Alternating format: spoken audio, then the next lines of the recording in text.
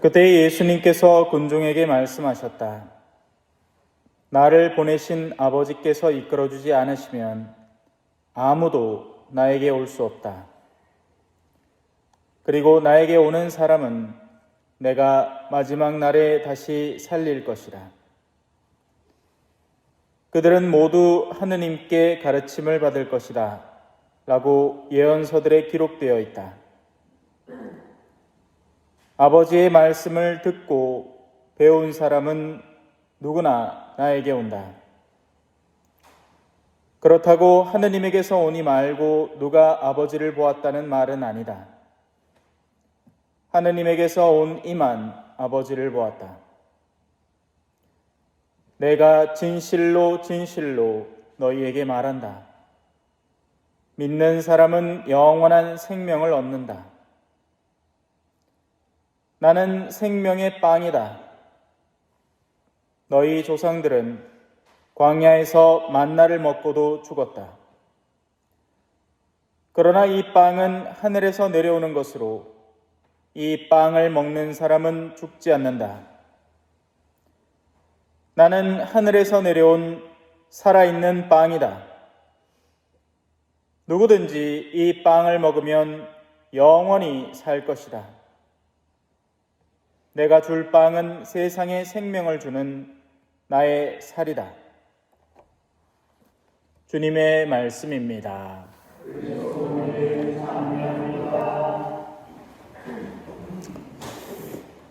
찬미 예수님,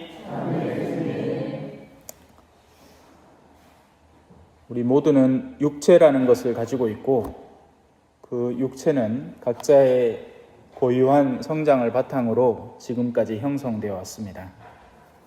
일종의 껍데기죠. 요즘 우리나라의 성형수술이 굉장히 성행하잖아요. 그죠? 정말 보면 신기할 정도입니다. 이 사람이 맞나 싶을 정도로 사람을 완전히 개조시켜 놓죠. 껍데기이기 때문에 그렇습니다. 껍데기는 얼마든지 바꿀 수 있는 겁니다.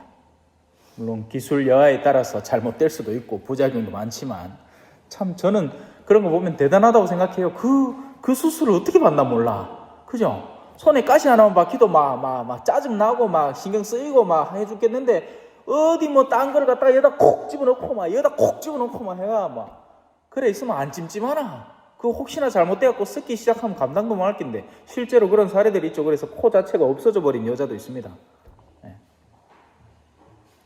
여하튼 그런 껍데기 이면 속에 내면의 실체가 존재합니다. 우리가 영혼이라고 부르는 것이죠.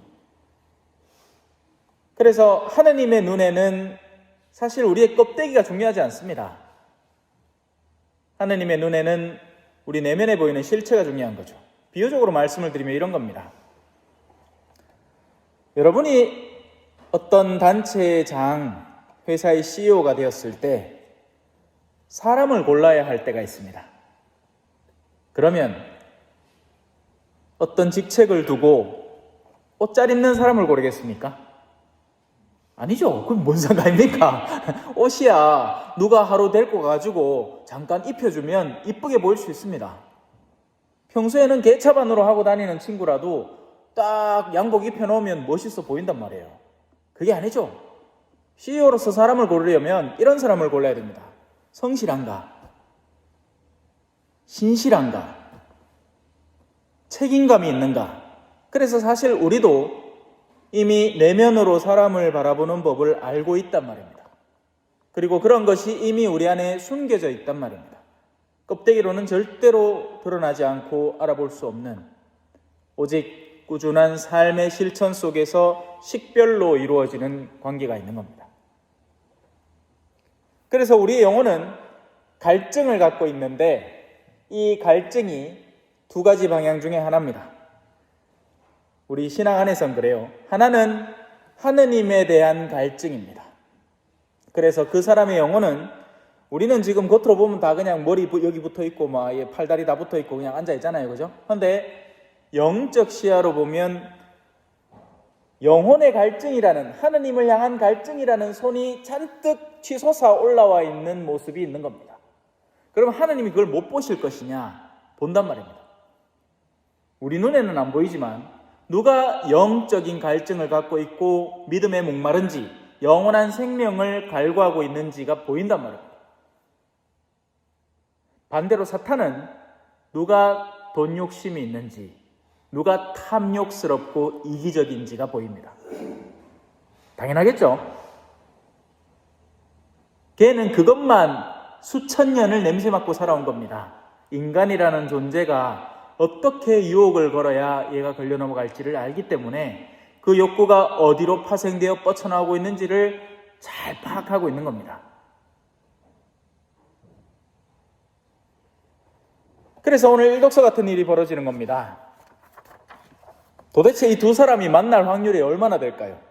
에티오피아의 내시라는, 근데 이 내시가 그냥 내시가 아니에요.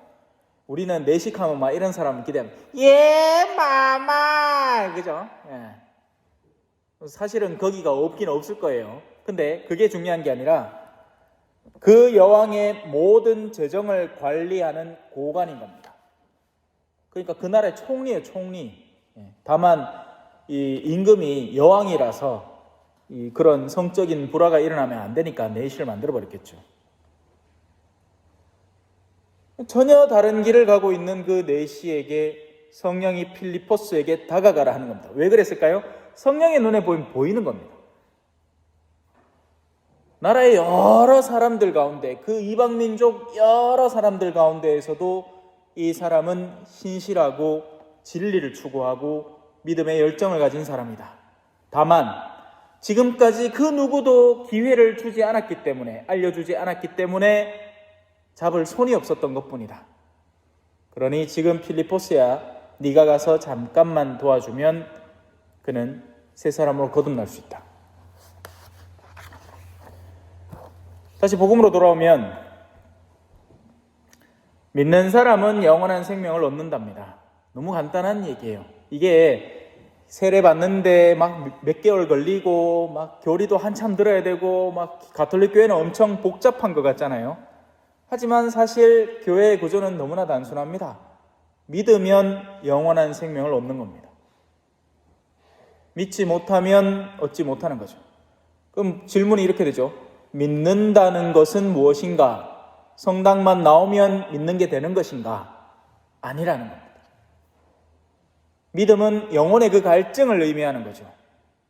성당을 다니면서 도로 사람들에게 칭송받고 싶어하는 욕구에 사로잡혀 있는 사람은 믿음 없이 세속적 욕구, 악마가 좋아하는 욕구를 뻗치고 살아가는 사람, 그런 사람은 머지않아 자신이 욕구하는 그 욕구 때문에 오히려 수치를 당하고 패가망신을 당할 가능성이 더 높습니다. 원래 이 모난 돌이 정 맞는다고 자신의 내면 속에 감추어진 그 욕구대로 벌받는 겁니다. 누가 나 하느님께 충실하고 싶어요 하는데 그거 가지고 누가 뭐라 할 사람 있겠습니까? 아무도 없어. 하람. 나 용봉공소 이사 가고 싶어요. 하람. 누가 말리나. 그죠? 네. 하지만 나 돈 벌고 싶어요 하면 어떻게 됩니까? 돈 벌고 싶은 욕구 A와 돈 벌고 싶은 욕구 B가 부딪혀야 되죠. 나 권력을 쥐고 싶어요 가만 지금 이제 국민의당 맹키로 권력을 쥐고 싶은 사람 하나 하고 그 권력을 노리고 있는 사람 하나가 둘이가 붙어갖고 해결을 해야 됩니다. 그죠? 네. 해결이 잘 안 되죠. 그런 거 보면 재밌지 않습니까? 욕구는 빤한데 우리 다 알고 있잖아요. 아 이거 정말저거 욕심내는구나.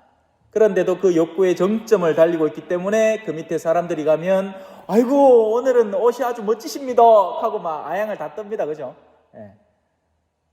사제로 산다는 건 그런 게 재밌어요. 사제는요 길 가다가 정치인도 얼마 전에도 병자봉성체 다니다가 이 정치하는 분하고 인사를 했고, 또 다른 한편으로는 세상의 바닥에 있는 사람들도 쉽게 만날 수 있습니다. 저 선교지 가서 정말 가난한 시골에 들어가면요 그야말로 전기도 물도 없이 사는 사람도 있단 말이에요. 그런 양측을 고루 보면 인간의 진리가 드러나는 거죠. 숨길 수가 없습니다. 여러분, 숨겨지지가 않아요. 이 사람이 어떤 걸 추구하고 어떤 욕구를 가진 사람이며 이런 거는 사실 여러분들도 다 알면서 서로 얘기 안 합니다. 자매님들끼리 모여가지고 식사 같이 하면서 이야기 좀 나눠보마. 어떤 자매는 네 지자랑 빠이 안 해. 우리 아가 아있나 여번이 아있나 개사코 막 자랑만 졸졸졸졸졸 넣고 어떤 자매는 말을 거의 안 해요. 그러면서도 가끔씩 묻는 건 그래 요새 건강은 괜찮고 오히려 남을 챙기는 모습을 보입니다. 그런 거 보면 그 속에 든 게 빤하죠. 모쪼록 여러분들도 오늘 이 미사에 기왕 온 김에 생명의 빵이신 주님을 직접 여러분들의 입으로 받아 모시고 그저 그 빵만 제병만 씹어 삼키지 말고 그 안에 들어있는 생명의 주인이신 분을 여러분의 영혼에 받아들여서 날고 뛰고 있는 여러분들의 영혼의 간절한 욕망과 욕구들을 잠재우고 정말 간절히 영원한 생명을 원하는 방향으로 나아갔으면 좋겠습니다. 잠시 묵상하시겠습니다.